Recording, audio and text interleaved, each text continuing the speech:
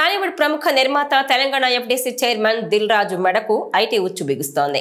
ఆయన ఇంట్లో ఐటీ దాడులు సంచలనంగా మారాయి. ఆయన నివాసంలో పలు డాక్యుమెంట్స్ ను అధికారులు స్వాధీనం చేసుకున్నారు. దిల్ రాజు ఇల్లు అలాగే కార్యాలయంతో పాటు కూతురు హన్సితారెడ్డి ఇంట్లోనూ సోదాలు చేశారు ఐటీ అధికారులు. దిల్ రాజును సాగర్ సొసైటీలోని ఆయన నిర్మాణ సంస్థ శ్రీ వెంకటేశ్వర క్రియేషన్స్ కార్యాలయానికి తమ వాహనంలోనే తీసుకెళ్లి లావాదేవీలను పరిశీలించి ఆయన ప్రశ్నించారు. 2 రోజుల క్రితం దిల్ రాజు భార్యను కూడా ఇలాగే తీసుకెళ్లి కుటుంబ సభ్యుల బ్యాంక్ లాకర్లను కూడా ఓపెన్ చేసి పరిశీలించారు. ఇక దిల్ రాజు సోదరుడు విజయ్ సింహ నివాసంలోనూ సోదాలు జరిగాయి. విజయ్ సింహారెడ్డి ఆటోమొబైల్ ఫీల్డ్ లో ఉన్నారు. అన్నదమ్ములిద్దరి మధ్య లావాదేవీలను కూడా పరిశీలించారు ఐటీ అధికారులు. అయితే దిల్ రాజుతో పాటు డైరెక్టర్ సుకుమార్, మైత్రి మూవీ మేకర్స్ తో పాటు పలువురు సినీ ప్రముఖుల ఇళ్లలోనూ ఐటీ అధికారులు తనిఖీలు చేశారు. 4 రోజుల పాటు 18 చోట్ల సోదాలు నిర్వహించారు. ఐటీ అధికారులు 55 బృందాలుగా విడిపోయి సినీ నిర్మాతలు అలాగే డైరెక్టర్ల ఇళ్లలో తనిఖీలు నిర్వహించారు. ఈ సోదాల్లో కీలక అంశాలను గుర్తించినట్టు తెలుస్తోంది. వచ్చిన లాభాలకు కట్టిన ట్యాక్స్ కు వ్యత్యాసం ఉందని, అలాగే సంక్రాంతికి వచ్చిన సినిమాల కలెక్షన్లపై ఐటీ అధికారులు ఫోకస్ పెట్టారు. దిల్ రాజు ఇంట్లో కీలక పత్రాలను ఐటీ అధికారులు సీజ్ చేశారు. దిల్ రాజు కార్యాలయంలో కూడా ముఖ్యమైన డాక్యుమెంట్లను స్వాధీనం చేసుకున్నారు. 2 ఏళ్లుగా నిర్మించిన చిత్రాల వ్యయం, ఆదాయాలపై ఆరా తీశారు. భారీగా నిధులు తరలించినట్టు అధికారులు ఓ అంచనాకొచ్చినట్టు తెలుస్తోంది. గత 2 ఏళ్లుగా దిల్ రాజు బ్యానర్ లో నిర్మించిన సినిమాలకు సంబంధించి కొంత సమాచారాన్ని ఐటీ అధికారులు రాబట్టారు. పెట్టిన పెట్టుబడికి వచ్చిన ఆదాయానికి భారీ వ్యత్యాసాలుండడం, వచ్చిన ఆదాయానికి చెల్లించిన పన్నులకు కూడా పెద్ద మొత్తంలో వ్యత్యాసాన్ని గుర్తించింది ఐటీ. ఈ క్రమంలోనే టాలీవుడ్ ఇండస్ట్రీపై ఐటీ శాఖ విరుచుకుపడినట్టు తెలుస్తోంది. పుష్ప 2 సినిమాకు సంబంధించిన నిర్మాతల ఇళ్లలో కూడా దాదాపు 3 రోజుల పాటు సోదాలు నిర్వహించారు. పుష్ప మూవీకి 1800 కోట్ల పైగా ఆదాయం వచ్చినప్పటికీ పన్నుల చెల్లింపులు తక్కువగా ఉన్నట్టు ఐటీ నిర్ధారించింది. ఎప్పుడు లేని విధంగా టాలీవుడ్ ఇండస్ట్రీపై ఐటీ దాడులు చేసింది. గతంలో భారీ బడ్జెట్ సినిమాలు చేసి ఆదాయం ఎక్కువగా వచ్చిందని ప్రకటించిన నిర్మాతల ఇళ్లలోనే ఐటీ అధికారులు దాడులు చేసిన సందర్భాలున్నాయి. అయితే ఏకకాలంలో పెద్ద బ్యానర్స్ ఉన్న నిర్మాతలపై ఐటీ శాఖ దాడులు చేయడం హాట్ టాపిక్ గా మారింది. అయితే ఐటీ శాఖ ఎందుకు టాలీవుడ్ ను, ముఖ్యంగా దిల్ రాజును టార్గెట్ చేసింది అంటే పలు కారణాలు చెబుతున్నారు.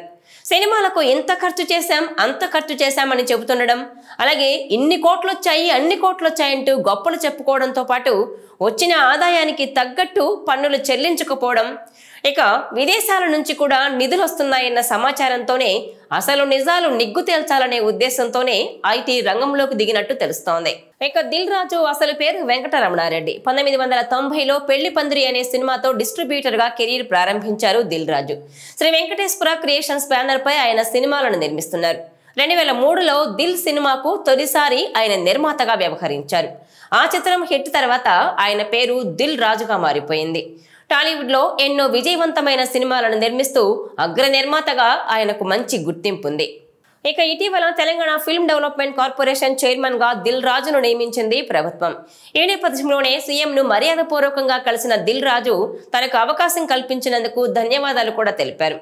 తన సోదరుడు శిరీష్ తో కలిసి రేవంత్ రెడ్డిని కలిసిన దిల్ రాజు సినిమా పరిశ్రమ అభివృద్ధి గురించి చర్చించారు.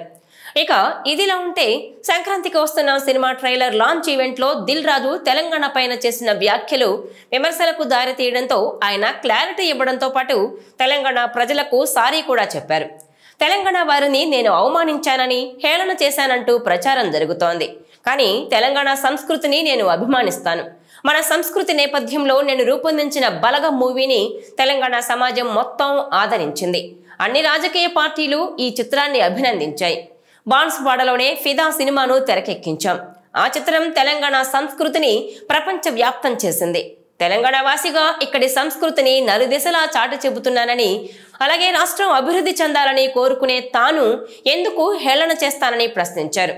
అయితే ఇక కరోనా తర్వాత దిల్ రాజు నిర్మించిన ఎక్కువ సినిమాలు ఫ్లాప్ అవుతూనే ఉన్నాయి. కానీ ఆయన డిస్ట్రిబ్యూటర్ గా వ్యవహరించిన సినిమాలన్నీ బాక్సాఫీస్ దగ్గర చాలా వరకు ఘన విజయాలు అందుకున్నాయి. ట్రిబులర్, సలార్, కేజీఎఫ్, పుష్ప 2 ఇలా ఎన్నో సినిమాలకు దిల్ రాజు నైజాంలో డిస్ట్రిబ్యూటర్ గా ఉంటూ 100 కోట్లకు పైగా లాభాలు తెచ్చుకున్నారు. ఇప్పుడు ఈ సంక్రాంతికి ఆయన దగ్గర నుంచి వచ్చిన గేమ్ చేంజర్, సంక్రాంతికి వస్తున్నాం సినిమాలు ప్రేక్షకుల ముందుకు వచ్చాయి. వీటిలో రామ్ చరణ్ గేమ్ చేంజర్ కు అంతగా కలెక్షన్స్ రాలేదని చెప్తున్నారు.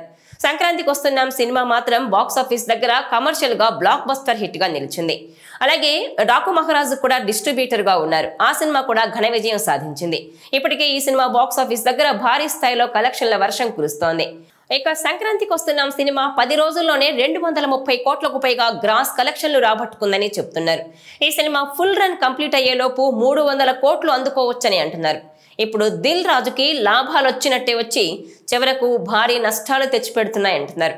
ప్రధానంగా ఆయనకు భారీ లాభాలు డిజిటల్ రైట్స్ రూపంలోనే వస్తాయి.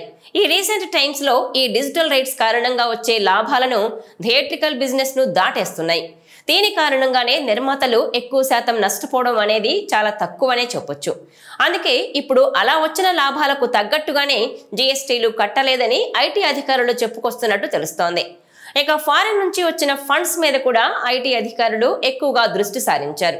ఈ నేపథ్యంలోనే వివిధ నిర్మాణ సంస్థల్లోని అకౌంట్స్ సిబ్బందిని చాలా కఠినంగా ప్రశ్నించారని, గట్టిగా గద్దించి నిజాలు రాబట్టారని తెలుస్తోంది. ఇక పుష్ప 2, సంక్రాంతికి వస్తున్నాం, గేమ్ చేంజర్ వంటి సినిమాల విడుదలకు ముందు వెనుక వార్తల్లోకి వచ్చిన పెద్ద పెద్ద అంకెలు, అలాగే స్టేజ్ల మీద చెప్పిన పెద్ద పెద్ద కబుర్లు, పాటలకు ఎంత ఖర్చు చేశాం, అంత ఖర్చు చేశాం, ఎన్ని కోట్లతో సెట్లు వేశాం అన్నది కూడా ఇప్పుడు ప్రభావం చూపించిందని అంటున్నారు.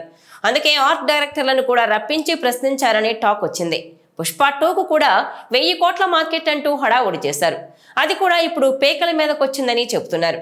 ఇక వైట్ ను బ్లాక్, బ్లాక్ ను వైట్ చేసే వ్యవహారం జరిగిందని, అందుకే ఇప్పుడు ఇబ్బందులు వచ్చాయని తెలుస్తోంది.